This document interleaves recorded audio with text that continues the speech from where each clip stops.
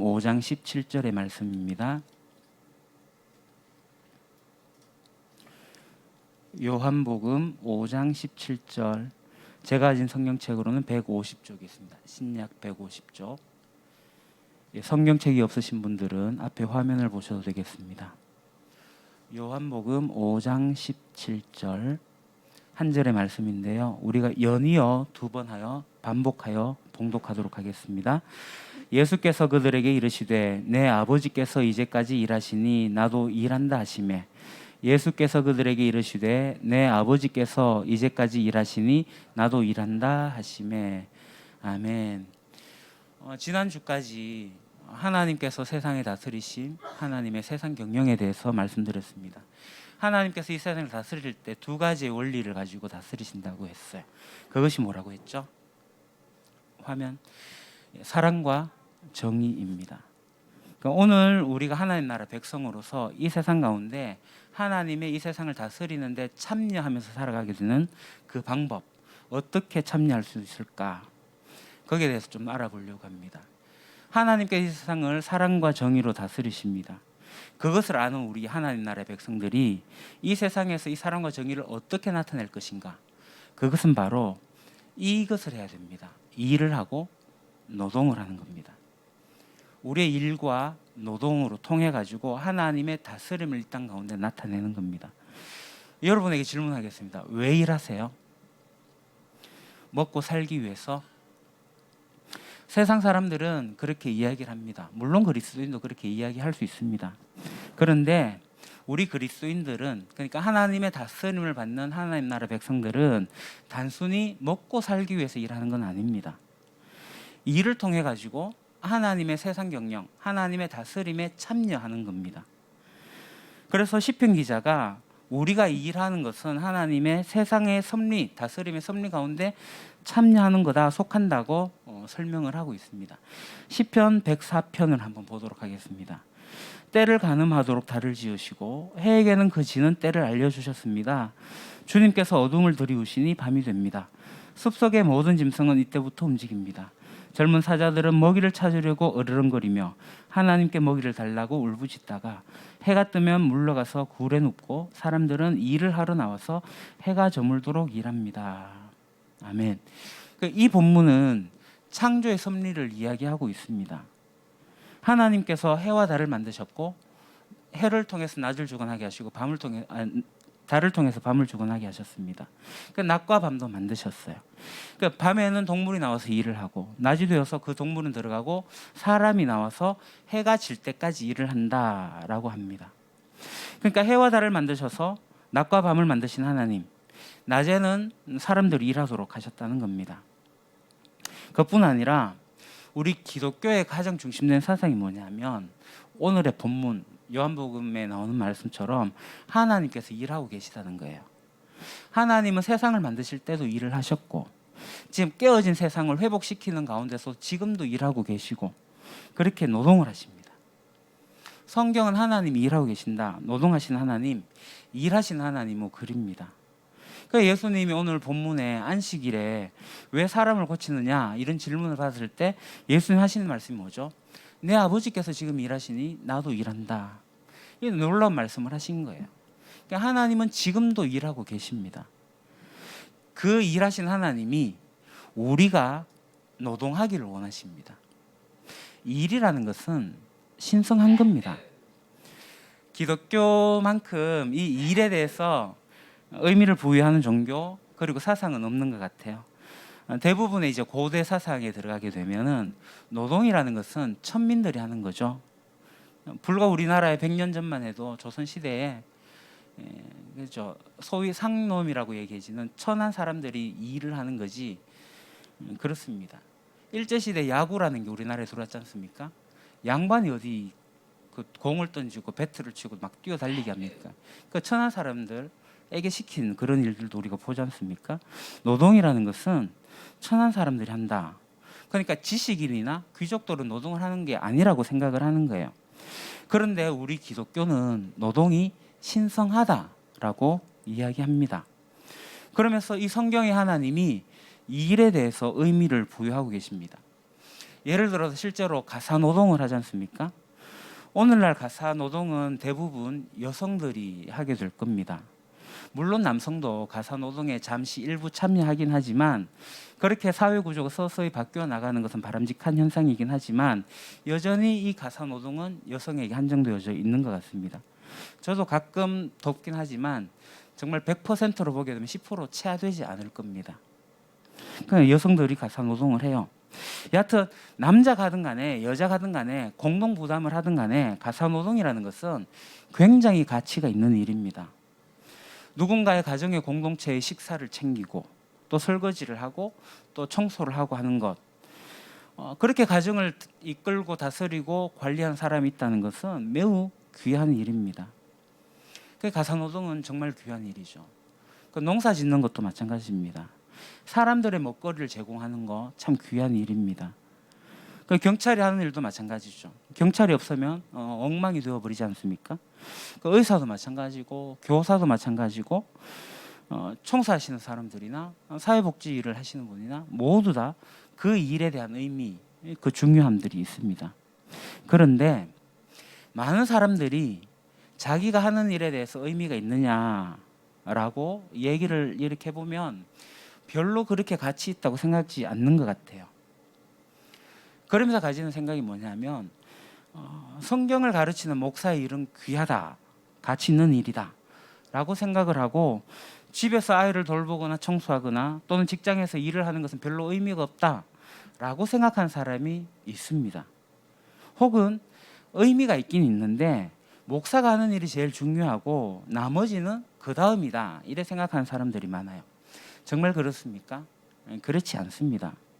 그러니까 하나님은 사람마다 각각 다르게 사명을 주셨고 다른 일들을 주셨어요. 그러니까 하나님에게는 목사 일도 100% 중요하고 농부 일도 100% 중요하고 교사 일도 100% 중요합니다. 주부로서 일도 100% 중요합니다. 그러니까 사람마다 부르심이 다를 뿐입니다. 그렇기 때문에 우리들은 자기가 하고 있는 일에서 자기의 일의 의미, 하나님의 뜻과 하나님의 가치를 발견하는 것은 매우 중요합니다. 그러니까 하나님이 나에게 맡기신 일이 뭔지, 그 일을 통해서 하나님의 영광을 어떻게 드러낼 것인지 고민하며 기도하고 나가는 것은 매우 중요합니다. 교사라고 해서 다 똑같은 교사가 아니죠. 예를 들어서 우리 피아노 학원 하는 권사님도 계시긴 하지만 피아노 학원을 예로 들어 봅시다. 단순히 돈을 벌기 위해 가지고 피아노로 아이들을 가르친다. 그런다면 이 일이 재미가 없을 겁니다. 해도 별로 의미도 없는 것 같고 늘 피곤할 겁니다. 먹고 살기 위해서 그냥 한다 생각하면. 밤낮 고만고만한 수준 아이들을 계속 만나가지고 같은 것만 계속 반복해서 가르치는 것, 처음에는 어떻게 하지만 이게 시간이 지나가면 루즈해지잖아요. 지치잖아요. 타성에 젖어버립니다. 대충 하게 될 수도 있습니다. 그러니까 재미가 없는 거죠. 그러니까 입에 풀칠하려고 하니까 내가 한다. 그러면 의미를 못 찾습니다. 그런데 이게 하나님께서 나에게 맡기신 일이다. 이 아이에게 어릴 때부터 음악을 사랑하는 걸 가르치고 이 아이의 정서를 풍성하게 하는 일들을 내가 지금 이 피아노를 하고 있다라는 사실을, 그런 자세를 가지고 있다면 피아노를 가르치는 자세가 확연히 달라지겠죠. 어떻게 하면 이 아이가 음악을 사랑할 수 있을까? 어떻게 하면 이 아이가 피아노를 잘 칠 수 있을까? 재밌어 할까? 이런 것에 관심을 가지면 똑같은 피아노를 가르치는 교사지만 자세가 달라지고 삶도 달라집니다. 그러니까 하나님이 우리에게 맡겨주신 일이 있어요. 그 일이라는 것은 신성합니다. 그 일로 하나님의 영광을 어떻게 드러낼지를 우리가 고민해 봐야 됩니다. 그러니까 하나님은 우리가 하는 일에 대해서 의미를 부여하고 계시기 때문에 우리가 각자의 부르심에서 그곳에서 의미를 찾고 살아가야 됩니다. 하루 중에 대부분의 시간을 보내는 그곳에서 그 일의 의미를 하나님 앞에서 제대로 찾는 것, 그래서 자신의 부르심을 선명하게 알아가는 것 매우 중요합니다. 그러면 우리 이 일에 대한 우리의 자세가 달라지게 되는 거죠. 자, 이렇게 하나님의 부르심을 우리가 찾기 위해 가지고 지금 우리가 하고 있는 이 일은 매우 중요합니다. 그게 뭐냐면 바로 이 풍성한 삶이에요. 화면 보여주시죠. 하나님과의 관계, 제일 먼저 중요한 것은 하나님과의 관계가 깊어지는 거예요. 그래서 하나님과의 관계가 깊어지면 하나님의 관점으로 자기 자신을 바라보는 거예요.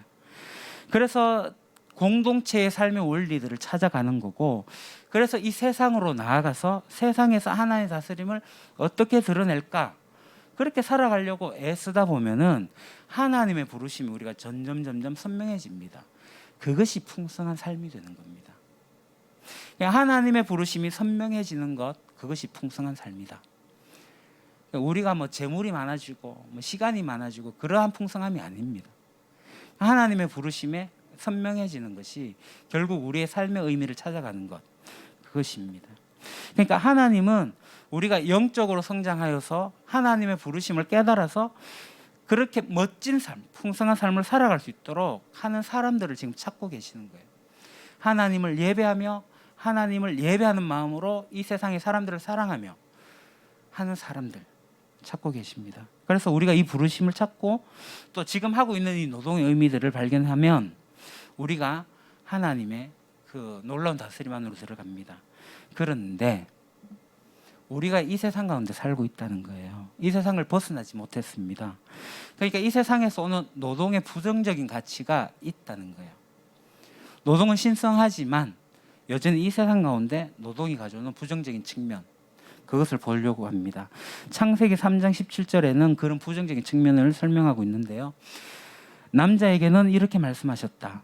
네가 아내의 말을 듣고서 내가 너에게 먹지 말라고 한 그 나무의 열매를 먹었으니 이제 땅이 너 때문에 저주를 받을 것이다. 너는 죽는 날까지 수고하여야만 땅에서 나는 것을 먹을 수 있을 것이다.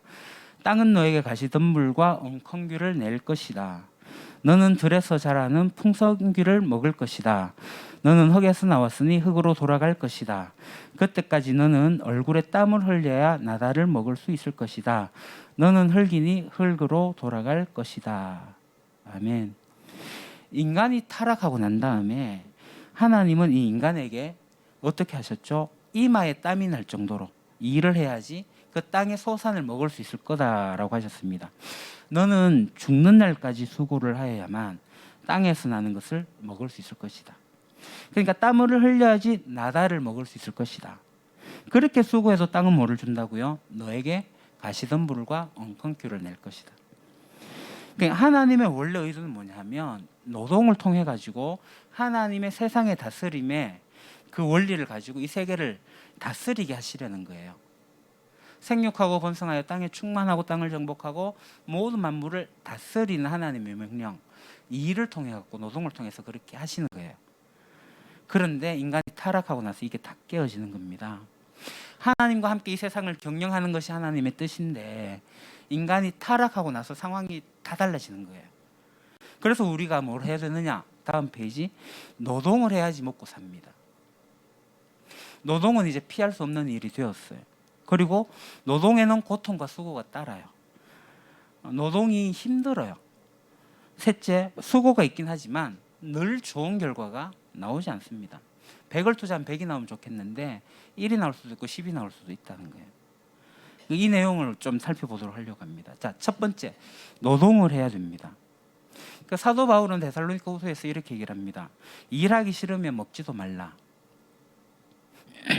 앞에서도 살펴봤지만 노동은 하나님이 우리 인간에게 하신 계획 중에 들어가 있습니다. 하나님도 지금 일하고 계시고 우리도 같이 일을 해야 됩니다. 그런데 많은 사람들이 이 노동을 필요악으로 생각하고 이 부정적인 인식을 가지고 있죠. 그래서 어떤 생각을 하냐면 일하지 않고 돈을 벌 수 있지 않을까. 일 안 하고 돈을 벌려고 합니다. 많은 사람들이 손에 때를 묻히지 않고 돈 버는 것을 자랑스럽게 생각합니다. 조금 일하고 많이 버는 것을 마치 성공한 것처럼 이해를 합니다. 그런데 성경은 그것이 옳지 않다라고 이야기합니다. 일하지 않고 누리는 것은 옳지 않다라고 말합니다.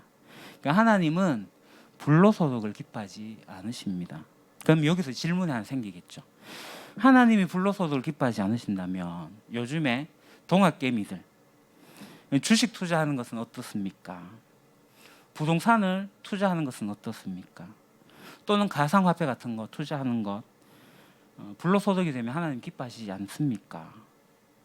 그 말고 부가가치가 높은 지적재산권, 소위 말하는 뭐 벚꽃연금 같이 좋은 곡 하나 쓰면은 평생 그냥 아무 일 하지 않아도 연금이 들어오니 그런 것은 어떤 것입니까?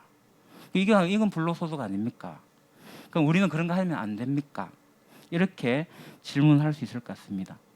이 부분은 제가 나중에 따로 떼어가지고 한번 설교를 하도록 하겠습니다. 근데 결론 오늘 말씀드리면은 그 질문 자체가 잘못된 겁니다. 돈의 주인이 누구인가를 생각해 보셔야 됩니다. 돈의 주인은 하나님입니다. 돈은 가치 중립적입니다. 선하다고 할 수 없고 악하다고 할 수 없습니다. 근데 성경은 이 가치 중립적인 돈을 하나님보다 더 사랑하는 것을 악이라고 얘기를 했습니다. 그러니까 하나님이 우선이 되어지고 하나님이 선입니다. 돈의 주인이 하나님입니다. 그래서 돈의 주인은 하나님이고 우리는 청직이다. 이게 돈만이 아니에요. 내 몸의 모든 주인은 하나님이고 나는 청직이다. 내가 가진 아이도 하나님이 주인이고 그 아이를 관리하는 청직이다. 내 건강도 하나님 거고 나는 청직이다.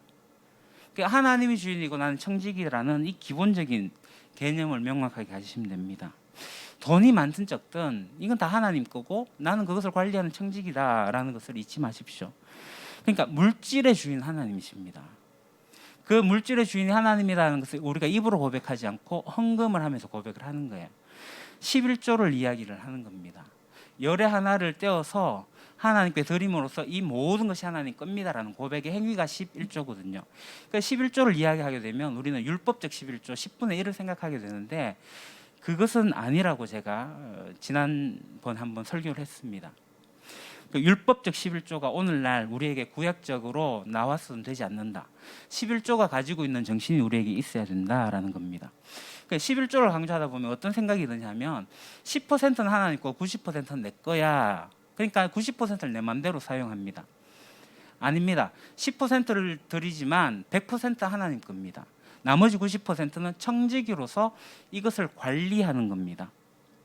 그래서 이 10%가 10%일 수도 있고 11조의 명확한 개념은 23.3%나 30%입니다. 다시 말씀드리지만 11조를 몇 퍼센트 해야 되느냐?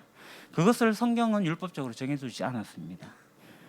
그러니까 지난주 중에 한 성도와 이야기를 하다가 그러면 목사님 이게 헌금이라는 단어와 연보라는 단어 중 어떤 개념이 맞습니까? 라는 것으로 이제 이야기를 좀 나눴습니다. 결론적으로 보면 헌금이란 말도 맞고 연보라는 말도 맞습니다. 좁은 의미로 보게 되면은 우리가 드리는 이 헌금은 연보입니다. 넓은 의미로 보게 되면 헌금이 됩니다. 자, 이 개념이 뭐냐면 이것도 나중에 다시 말씀드리겠지만 간단히 말씀드리면 연보라는 것은 컬렉트하는 겁니다. 돈을 모으는 거예요. 그래서 교회에 내는 겁니다. 자, 이게 헌금이 되고 하나님께 드리는 거 되면 하나님께 드렸으니 나 몰라도 돼 라는 것은 잘못된 생각입니다. 콜렉트한 거기 때문에 모은 돈이기 때문에 이 돈이 어떻게 사용되어지는지 여러분들이 매일 눈으로 보셔야 됩니다. 헌금은 투명하게 공개되어져야 됩니다. 하나님께 드렸으니까 교회에서 알아서 하겠지. 아닙니다. 눈에 보이지 않는 하나님이 눈에 보이는 이 헌금을 하나님께 사용하시지 않습니다. 이게 연보의 개념이고, 그러나 하나님께서 교회를 세우시고 교회를 통해서 일하시니 교회가 하나님 뜻에 맞게 합당하게 사용하는 겁니다. 그 교회는 우리입니다. 성도들입니다. 그러니까 성도들이 합당하게 사용하기 위해서 여러분들이 이 재정에 대해서 투명한 생각을 가지고 관여하셔야 됩니다. 목사가 돈을 딴 데로 빼돌릴까 눈여겨보셔야 됩니다. 그 문제가 한국교회에 나타나는 문제입니다. 그래서 교회 재정을 함부로 쓰면 안 되는 거예요. 저도 거기에 대해서 굉장히 민감하게 반응을 합니다. 허투루 쓰지 않으려고. 여러분들이 어떻게 모은 헌금인데 이 돈을 함부로 사용을 하겠는가. 그래서 우리가 감시를 해야 되고 가능하면은 아껴 써야 되고 정말 귀하게 사용해야 되고 하나님 뜻에 맞게끔 사용하게 되고 하는 일들이 그 헌금이고 연보입니다. 그러니까 연보냐 헌금이냐 이 문제, 또 뭐 주식 투자하는 것이 옳으냐 이 문제, 재정에 대한 부분은 제가 다시 한 번 더 나중에 따로 시간을 빼서 말씀을 드리겠습니다. 오늘 이 노동에 대한 이야기를 하고 있습니다. 둘째 노동은 쉽지가 않은 거예요. 힘이 들어요. 이 노동을 하면 늘 재미있고 의미 있으면 참 좋겠는데 그렇지 않아요. 모든 직업과 노동이 그래요. 어려움이 없다는 직업은 이상한 직업입니다. 물론 상대적으로 높은 강도의 노동이 있을 수도 있고 이제 작은 강도의 일이 있을 수 있습니다. 그렇지만 모든 일에는 골치 아파요. 어려운 부분들이 있습니다. 그 음악 학원을 하고 슈퍼를 운영하고 또 세차도 하고 공부방도 하고 직장을 다니고 사회복지사를 하고 하는 모든 것들은 눈에 보이지 않는 어려움들이 있습니다. 그렇기 때문에 수고가 있어요. 애쓰고 수고하지 않고 되는 일은 솔직히 아무것도 없습니다. 우리가 하는 일이 마찬가지지 않습니까? 힘이 들어요. 우리가 타락하고 깨어진 세상에서 살고 있기 때문에 그렇습니다. 그러므로 노동에 따른 수고는 어쩌면 당연하게 받아들여야 됩니다. 우리가 하는 일에 영광이 있을 수도 있지만 그 뒤에 반드시 어려움이 있어요. 그래서 늘 수고와 어려움밖에 없는 노동, 그것이 오늘 우리들의 현실이다라는 겁니다. 그런데 이 수고했다고 좋은 결과가 있느냐? 그렇지 않아요. 이 힘이 들더라도 내가 이 일을 하고 나서 그 결과에 대한 합당한 만족할 만한 결과가 나오게 되면 내가 이 기꺼이 수고도 하고 이 헌신도 하고 그런 것들을 감내해낼 수가 있을 겁니다. 그런데 이 깨진 세상에서 우리가 수고하고 했지만 이게 헛고생이 되어버리는 그런 일들이 많습니다. 우리가 뿌린 대로 100을 뿌려서 100을 거두면 참 좋겠는데 그렇지 않습니다. 이게 100을 뿌렸는데 100이 나오면 하나님의 정의는 벌써 이 땅 가운데 이루어진 거죠. 세상은 아직 하나님의 온전한 다스림 가운데 있지 않습니다. 그래서 사회가 아무리 발전해도 노동한 만큼의 대가를 우리가 찾지를 못하는 일들이 비일비재합니다. 억울한 일들이 생깁니다. 어떤 사람은 노동을 10을 했는데 100을 가져간 사람이 있고 어떤 사람은 노동을 100을 했는데 10을 가져가는 사람이 있습니다. 사회의 구조적인 악이 존재합니다. 이게 우리 노동의 실상입니다. 사회가 이렇게 돌아가는 것에 대해서 기독교인들이 어떤 행동을 취해야 할까요? 하나님의 정의로 다스린 일들을 해야 됩니다. 우리가 할 수 있는 힘을 모아야 되는 거죠. 그러니까 최저시급의 문제, 갑과 을의 문제 속에서 을과 을과의 싸움의 문제, 이 모든 것들에 대해서 우리가 생각을 해야 돼요. 그래서 우리가 탄원도 해야 되고 청원도 해야 되고 세상을 바꾸어내는 일들을 해야 됩니다. 요즘에 또 주식 이야기를 하게 되지만 노동을 해도 안 벌리니까 그 영끌이라는 표현을 쓰지 않습니까? 영혼까지 끌어가지고 싹 끌어모아 주식에 투자를 하는 20대, 30대. 노동하지 않고도 돈 버는 거 싶으니까. 제가 어떻게 예언하지 못하겠지만 사회 구조로 볼 때 좋은 결과 나오진 않을 것 같습니다. 노동을 통해서 정당하게 그 대가를 얻는 것이 바람직한데 그렇지 않습니다. 지금 이게 우리의 현실입니다. 그 현실에 그냥 자포자기하고 살아갈 것인가? 그것은 기독교인이 할 일은 아니고요. 그것이 합당한 가치를 만들어낼 수 있도록 우리가 할 수 있는 힘을 모으는 일은 반드시 필요합니다. 그 답은 저도 잘 모르겠어요. 같이 연구하고 고민하고 부딪혀가면서 찾아가야 될 일이라고 생각합니다. 자, 지금 이 세상에 깨어진 세상에서의 노동의 현실은 그렇고요. 자, 그러면 이후에 주님께서 다시 오셔서 하나님 나라를 새롭게 여시는데 우리가 하나님 나라에 완전히 속하게 되면 그때는 노동이 있을까요? 물론 노동이 있습니다. 어떤 사람들은 하나님 나라에 가면 잔치가 매일매일 열 거다. 상다리 휘어지도록 상이 차려지고 잔치하는 곳으로 생각을 하게 됩니다. 이 잘못된 하나님 나라에 대한 그림입니다. 천국에 가서도 우리는 노동을 아마 하게 될 겁니다. 그때는 고통스러운 노동이 아니고 수고스러운 노동이 아니고 힘든 부분들이 사라지는 노동은 하게 될 거예요. 그러니까 노동이 성화되어지는 그런 모습이 나타날 거라고 저는 봅니다. 그러니까 약간의 일들은 하게 될 겁니다. 그러니까 원래 하나님 창조하신 세계의 아름다운 본연의 모습을 회복하는 노동이 우리에게 있을 거라고 보는 거죠. 그러니까 이제 그 세상에 가게 되면 하나님 나라에 가게 되면 이 세상에 있던 직업들이 사라질 직업들이 있습니다. 예를 들어서 이제 법 쪽의 일들이죠. 판사, 검사 같은, 변호사 같은 직업. 왜냐하면 그 나라에 가면 분쟁이 없을 거니까요. 의사도 아마 없을 겁니다. 몸의 아픔, 질병 이런 문제가 다 떠나갈 거니까요. 소위 요즘 인기가 있는, 이 세상에 인기 있는 사자 들어가는 그런 직업들은 아마 거의 사라질 것 같습니다. 그분들은 하나님 나라 가면은 새로운 직업을 찾아야 될 겁니다. 하나님 나라에 가게 되면 뭔지는 모르겠지만 하나님께서 하시는 창조적인 일에 우리가 같이 동참을 하게 될 겁니다. 구체적으로 뭔지는 모르겠지만 한번 상상해 보십시오. 하나님께서 하나님 나라 가운데서 우리를 어떻게 일을 하게 하시면서 하나님 나라를 만들어 가시는지.